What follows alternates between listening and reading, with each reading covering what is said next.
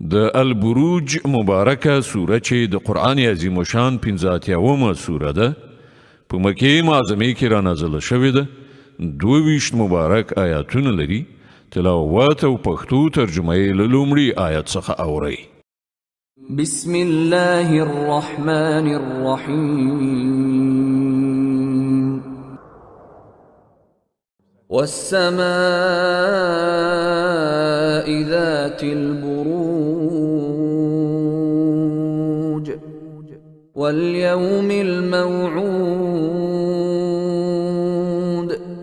وشاهد ومشهود.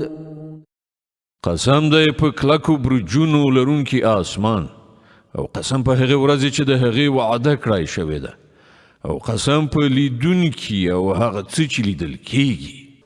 قتل اصحاب الاخدود النار ذات الوقود اذ هم عليها قعود وهم على ما يفعلون بالمؤمنين شهود. تبا شوي د کندو خاوندان هغه د کندو څښتنان چې په هغو کې ډیر ژر لمبه کیدونکو خسو خاشاکو اورو کله چې هغوی د هغې کندې په غاړه ناستو او څه چې له مؤمنانو سره کول په سړه سینه یې هغه لیدل. وما نقموا منهم إلا أن يؤمنوا بالله العزيز الحميد الذي له ملك السماوات والأرض والله على كل شيء شهيد.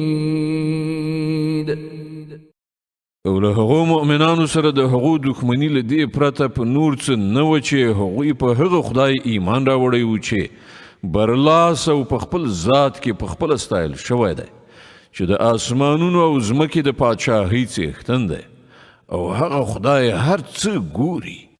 إن الذين فتنوا المؤمنين والمؤمنات ثم لم يتوبوا فلهم عذاب جهنم ولهم عذاب الحريق.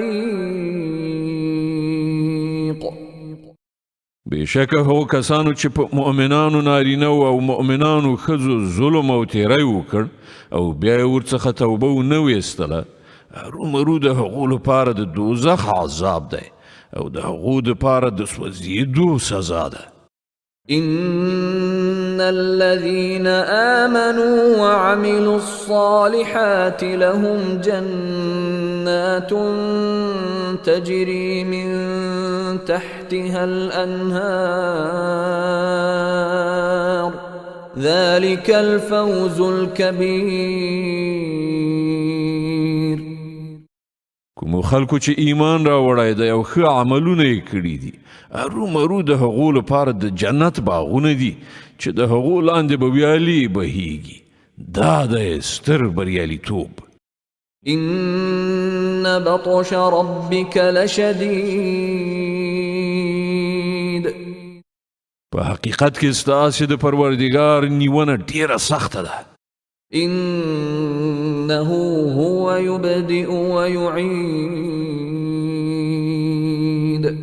وهو الغفور الودود ذو العرش المجيد فعال لما يريد. همغه په لومړي ځل پیدا کول کوي او همغه په دوهم ځل پیدا کوي او هغه بخونکی دی مینه کوونکی دی د عرش څښتن دی لوی او لوړ دی او څه چې یې خوښه شي د هغه کوونکی دی. هل أتاك حديث الجنود فرعون وثمود. آیا تاسې ته د لښکرو خبر رسېدلی دی د فرعون او د سمود د لښکرو؟ بل الذين كفروا في تكذيب والله من ورائهم محيط. بلکې څوک چې کافر شوي دي هغوی په دروغو کې اخته دي په داسې حال کې چې الله دوی له هر لوري سر کړي دي. بل هو قرآن مجيد في لوح محفوظ. د هغو په دې دروغجن کولو سره د دې قرآن هیڅ شی نه ورانیږي بلکې دا قرآن د لوړې مرتبې لرونکی دی په هغه لوح کې ځای په ځای شوی دی چې محفوظ دی.